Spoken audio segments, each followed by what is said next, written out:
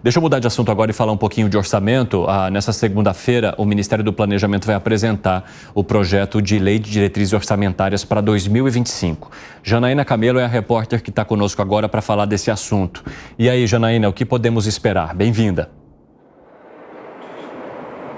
Boa tarde, Evandro. Boa tarde a todos que nos assistem. Pois é, a principal expectativa de mudanças ao que já estava definido, discutido ali no arcabouço fiscal que foi aprovado no ano passado, é com relação à meta de superávit fiscal para o ano que vem, para 2025, porque isso ficou definido aí que no ano que vem poderia aí o governo nas contas públicas ter um superávit fiscal de 0,5 ponto percentual do produto interno bruto. Mas como o governo tem visto uma certa dificuldade em aumentar as receitas, é o que acaba passando ali em aprovações no Congresso Nacional, então a equipe econômica está indicando que essa meta ela deve ser reduzida, essa meta de superávit. E aí o que deve ser aí proposto seria uma meta entre 0% e 0,25%. 25 ponto percentual do produto interno bruto. Aí só lembrando que para esse ano, a meta para esse ano continua de 0%, né, de déficit fiscal, tendo só uma tolerância ali de 25 ponto percentual para mais ou para menos. Então ficou definido pelo marco fiscal, o arcabouço fiscal do ano passado, que a lei de diretrizes orçamentárias então iria definir a meta para o ano exercício e para os 3 anos seguintes, né? Houve essa alteração. O ministro da Fazenda, o ministro Fernando Haddad, ele falou anteontem sobre este assunto. Ele disse que está conversando com o presidente da Câmara, com o presidente Arthur Lira, com o presidente do Senado, Rodrigo Pacheco, para mostrar a eles o quanto foi importante o ano passado, as propostas que foram aprovadas no Congresso e que acabaram aumentando as receitas. E que, segundo o ministro, ele disse o seguinte, que o governo precisa completar esse trabalho, que nós precisamos, nas palavras dele, nós precisamos fechar o ciclo de ajustes das contas para que esses ganhos que nós tivemos, do ponto de vista de risco ao país, do ponto de vista de inflação. Foi isso que o ministro disse na última quarta-feira. Então, o governo tem até o próximo dia 15, a próxima segunda-feira, para apresentar esse projeto de lei de diretrizes orçamentárias e ser enviado para o Congresso Nacional. E aí o Ministério do Planejamento, como você disse, já planejou aí uma coletiva de imprensa na segunda-feira, que vai acontecer pela manhã, para detalhar, apresentar esse PL, já detalhar tudo que vai ser enviado aí ao Congresso Nacional. Essa coletiva, ela vai ser concedida aí pelo secretário executivo do Ministério do Planejamento, pelo secretário de Orçamento Federal, Paulo Bijos, o secretário do Tesouro Nacional, que é o Rogério Serão, e o secretário da Receita, que é o Robson Barreirinhas. Evandro. Obrigado pelas informações, Janaína Camelo. Bom trabalho para você. Que foi o Luiz Felipe Dávila? Ele olha para mim. Não. Já até sei. Passa teu recado, vai. Passa a tua mensagem. O que você quer questionar? De novo, o jogo, deixa que eu me engano. A gente não vai conseguir arrumar a questão do orçamento se não resolver a questão do gasto. A gente já está vendo a trajetória do gasto público, já está dado para 25 e 26. A aceleração do aumento da despesa pública por causa dos compromissos já assumidos pelo governo, como o aumento real do salário mínimo, os reajustes, a indexação da saúde e educação. Já está dado isso. Ou seja, está na hora do governo encarar a realidade. Não vai conseguir equilibrar as contas públicas se não cortar despesa. Então, eu não entendo por que o governo insiste numa coisa que ele sabe que vai dar errado. Não tem como resolver a questão de equilibrar as contas públicas com a aceleração do gasto que já foi concedido. A gente já sabe disso, já está aí mostrando que 26, 27 o Brasil pode chegar a 82% da relação dívida-PIB. É um absurdo, é o país emergente que mais gasta em relação ao PIB. Não dá, gente, tem que cair na real. E o governo ainda tem uma oportunidade, porque daqui a pouco não vai ter mais oportunidade. Vai ser a eterna justificativa porque nós não atingimos a meta.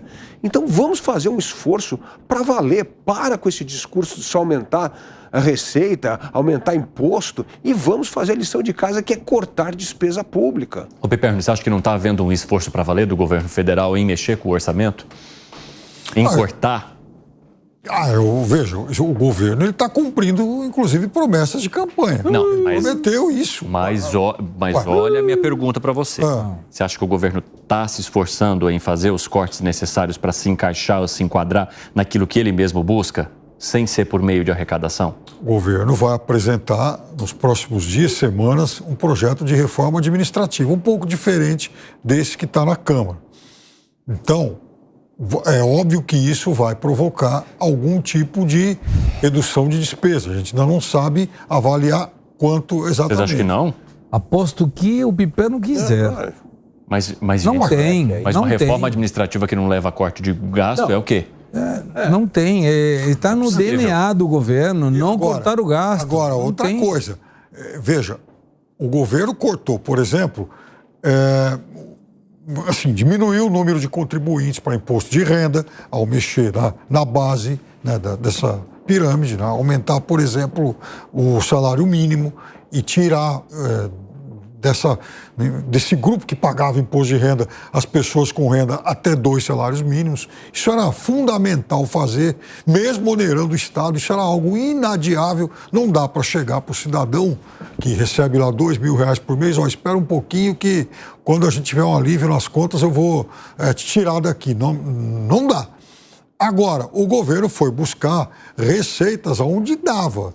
Quer dizer, quando o governo vai, por exemplo, taxar bets, offshore, esse tipo de coisa, o governo não está onerando, por exemplo, a produção. Não se trata disso. Mas mesmo assim, Piperno, não consegue equacionar. Pode cobrar o que ele quiser. Vai chegar gastando mais, não vai ter. Vai chegar um momento que também não vai ter, essas fontes, elas se esgotam.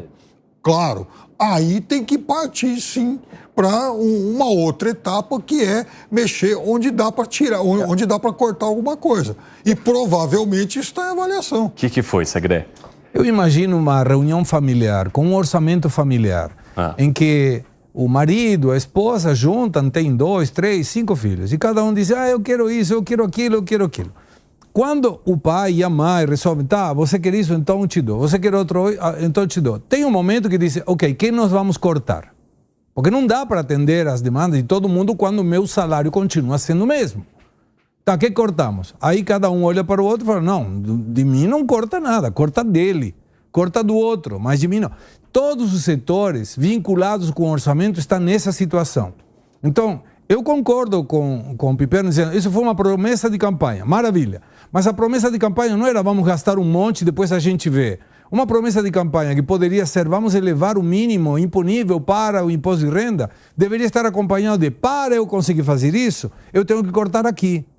Que não foi uma promessa de campanha, então vou tirar. Maravilhoso, é entendível, mas não tem promessa de campanha que seja vou sair gastando. Eu concordo contigo que não pode, é evidente que ninguém pode sair rasgando dinheiro. Concordo contigo. Agora tem uma coisa conceitual. Então é o seguinte, eu vou aumentar o mínimo, vou ter que cortar. Opa, eu vou aumentar o mínimo, eu vou ter que cortar ou eu vou tributar quem não está pagando. Porque tem muita gente que não está pagando e passou a ser tributada. Maravilha. Aí você arrecada mais e aumenta o mínimo. Aí vem outro e fala, e eu vou aumentar tal coisa. Aí fala, então da onde que a gente vai tirar dinheiro? E hoje teve uma informação muito boa para o governo, que teve maioria no Supremo Tribunal Federal para cobrar PIS e COFINS de aluguéis de bens móveis e imóveis. Senão ia dar um prejuízo nesse orçamento de 36 bilhões de reais que não ia ser cobrado. Isso foi agora. Ou seja, o Supremo Tribunal Federal colaborou com o governo, não por uma necessidade de colaboração política, é uma determinação do Supremo em função da constitucionalidade desse fator. Mas, e se tivesse tirado 36 bi só desse ano, como ia ficar? Então, o governo está considerando, eu vou arrecadar aqui, eu vou arrecadar aqui, eu vou arrecadar aqui. E se não arrecada? O buraco vai mais para baixo. Tem que diminuir custo, tem que baixar a despesa. Que foi, Gani? Evandro, veja, vamos pegar uma perspectiva dos últimos... O Gani estava aguardando, sabe? As pessoas estavam falando, ele estava aguardando. Aí, de repente, ele vem e desabafa. Vai, desabafa, Langani. Pegar aí os últimos 2 anos, né? Havia uma boa regra chamado teto de gasto. Com todos os seus defeitos, foi furado algumas vezes, é verdade, mas estava estabilizando a dívida pública, o déficit primário estava reduzindo, a trajetória era positiva. Aí o que fizemos? Trocamos o teto de gasto por uma nova regra. Essa nova regra, ela já atrela a variação do gasto a uma variação da arrecadação, já está condicionado. Então, é 70% do aumento da arrecadação. Então, você já criou uma regra focada na arrecadação. Pior, sendo que tem um mínimo para você gastar, que é inflação mais 0,6. Então, ou seja, se essa variação de 70% ficar abaixo da inflação mais 0,6, você vai ter que gastar a inflação mais 0,6. Você é obrigado a gastar a inflação mais 0,6. O que potencializa, o que faz com que o governo queira mais inflação, até para poder gastar mais. Porque o mínimo é inflação mais 0,6, claro, Piperno. Mais inflação. Piperno, se você tem inflação, do ponto de vista orçamentário, por duas razões, vou te falar. Primeiro, porque você vai poder gastar mais, inflação mais 0,6. Segundo, inflação é fonte de arrecadação do governo também, né? Aumenta ali a receita do governo. Então, aí pior, Piperno, faz uma PEC de transição que foi um escândalo. 180 bilhões, abriu a torneira. Aí, quarto, cria esse novo arcabouço fiscal e já no seu segundo ano já quer mudar a meta. Mas nem começou, você já quer abaixar a meta. Então, assim, os sinais estão aí. Eu não sei de onde vem esse seu otimismo, Piperno. Mas aí o mercado observa um indicador que é grave. Com o teto de gastos, a relação dívida-PIB estava caindo. Agora está subindo. E de repente começa a subir de novo. E aí são alertas amarelos do mercado dizendo, peraí, estava melhorando, agora piorou. E quando piorou? Quando entra o governo que é gastador e gastador e gastador. E essa arrecadação vai chegar numa hora que Laffer explica perfeitamente bem. Quando você aumenta a pressão tributária, chega uma hora que a diminuição começa a cair na arrecadação. E você tem o gasto público que não diminui. A explosão é aí, tá? Esperar e ver.